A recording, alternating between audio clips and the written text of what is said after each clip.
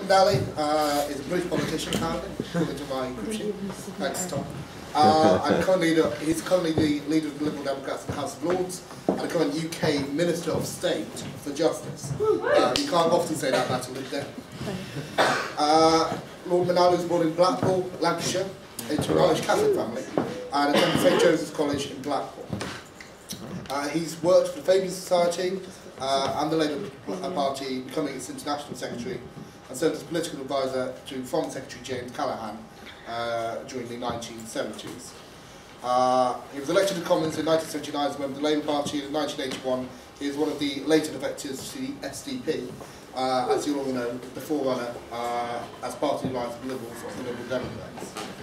He took office as leader of the Liberal Democrats in the House of Lords at the beginning of 2004-2005, and has remained in that post. McNally, it's a pleasure to have you with us. Thank you incredibly for your time.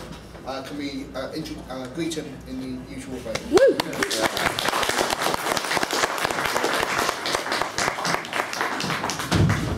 I'm not sure what the usual way is.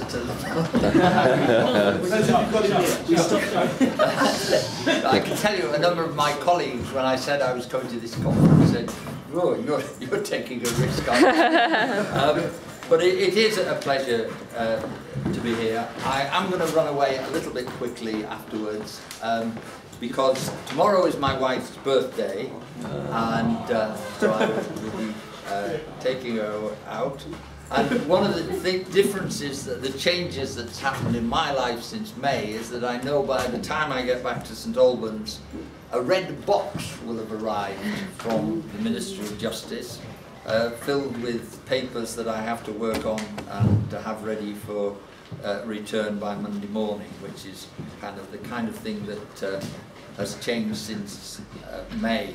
I'm rather bemused in some ways that I am now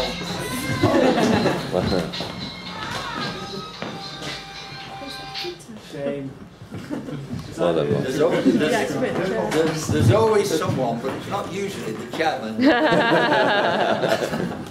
No, I'm probably working harder in my life than I've ever done in my life, which is a bit living your life the wrong way round. But it is a privilege. It's also a privilege to listen to those reports, because what your chairman didn't say was that in my youth I was a vice president of the National Union of Students and have been on, sat in on many a planning meeting of a youth group over the years. All as I can tell you is that I heard nothing this morning that I hadn't heard many times before, including I've not had time to write my report. But I also did think, and Erland and I, when I say without influencing your decision in any way, how delighted I was to see Erland here in his capacity as your vice president. And if there were any possibility of him rising any further in your structure, I would, for one, would find it a very welcome development. Erland was a great help in St Albans, and I do actually, I'm very serious on this. I think that it's very good that you've got somebody with Erland's knowledge of the party who still has the spirit of youth about him to link in and help and advise. But what Erland and I were just saying in the margins, which ties in with something I was going to say today, I was thinking on the train coming up that it's 45 years since I sat in a youth conference listening to a speaker, and I would have thought, I was thinking, what would I have thought then if the speaker had said that his youth conference was in 1920? I'd have probably thought of him as some kind of dinosaur from the past, and perhaps that's going through your mind at the moment as well.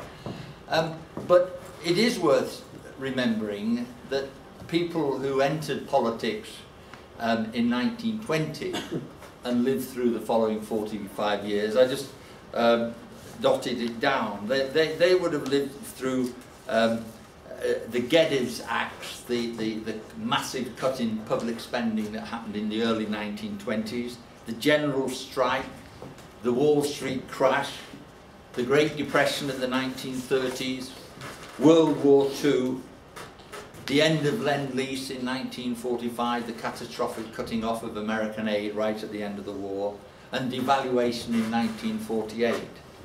And the point I'm making in doing that is saying that sometimes you think that the problems you're facing are nobody's ever gone through them before.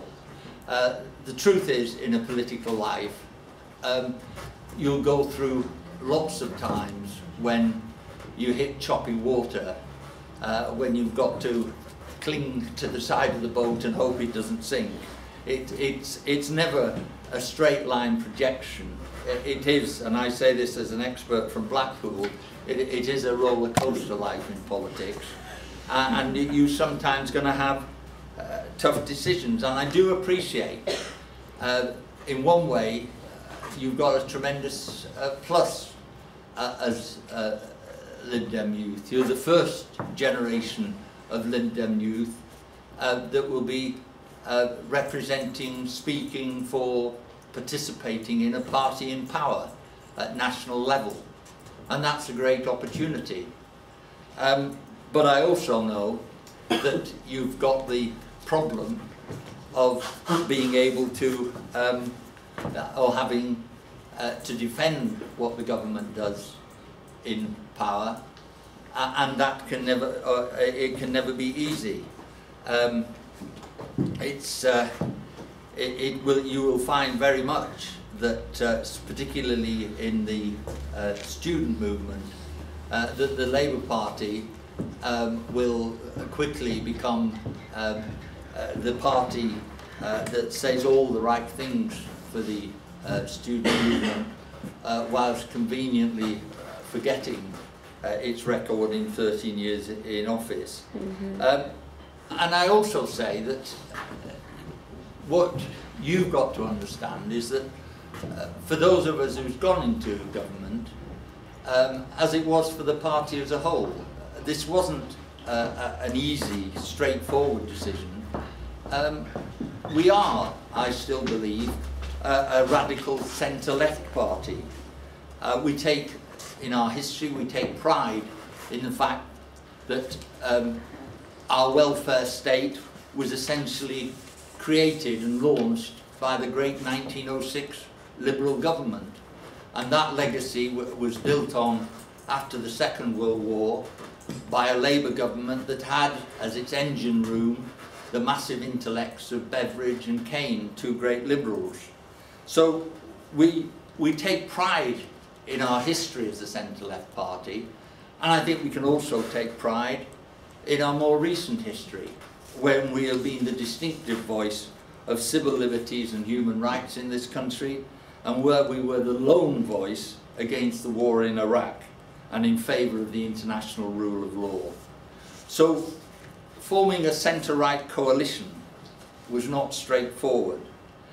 And when I spoke at the special conference in Birmingham, a conference which quite frankly surprised me by its maturity in approaching a very difficult decision.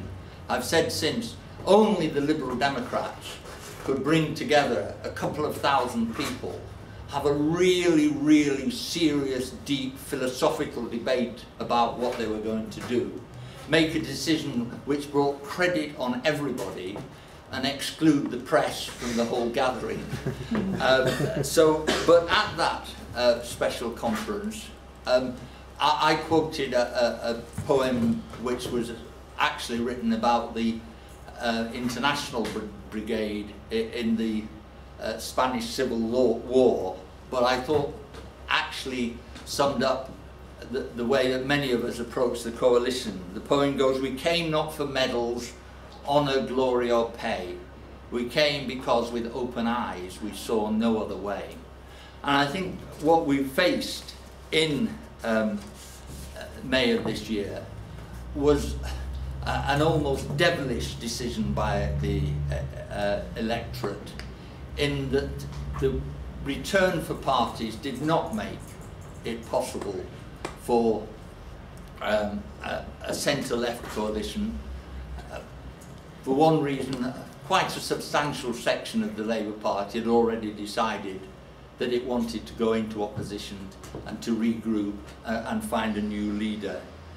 But more on that, we faced an economic crisis, which, although it didn't develop in the way that it did in some other parts of Europe, could have done if we had not been able to deliver pretty quickly strong, stable, long-term government. And I think that that factor played a very large part for many of us in seeing the way forward in talking with the Tories. The other thing that I think changed the game was the quite remarkable decision by David Cameron to grasp the moment by making a coalition offer which showed, I think, extraordinary generosity of spirit in terms of making an offer for a genuine working coalition rather than some lesser stitch-up. Again, Erland was mentioning me afterwards. I worked for Jim Callaghan right through the 74-79 period and was very much involved in the Lib Lab Pact. And looking back, where the Lib Lab Pact failed is that the Liberals were never given the parity of esteem which is necessary if you're going to make a coalition work. And I do think that Cameron showed the vision and the realism that you had to show that to make a coalition work. And it's very interesting. Nobody doubts that Nick Clegg is the Deputy Prime Minister in a way that previous people who've held the job of Deputy Prime Minister have not. Nobody really believed that John Prescott was the number 2 in the Labour government, for example. But Nick genuinely is the number 2, and that seniority has given him enormous influence in developing policy. And the third reason why I think we had to go in, because if we hadn't have gone in, we would have undoubtedly been thereafter said, well, you had your chance and you bottled it. And so I think that we made the right decision in May. Now, what's my experience after 5 months? First of all, I also think that what the coalition has re-established is genuine cabinet government. When the Hutton report and others reported on the behaviour of the Blair government, and more importantly since the memoirs that have started rolling out, quite frankly I am appalled just how collective decision making was undermined by Blair and Brown. And I think that what one can say is that we have a genuine cabinet government, genuine collective government again, and one where there is real Liberal Democrat influence.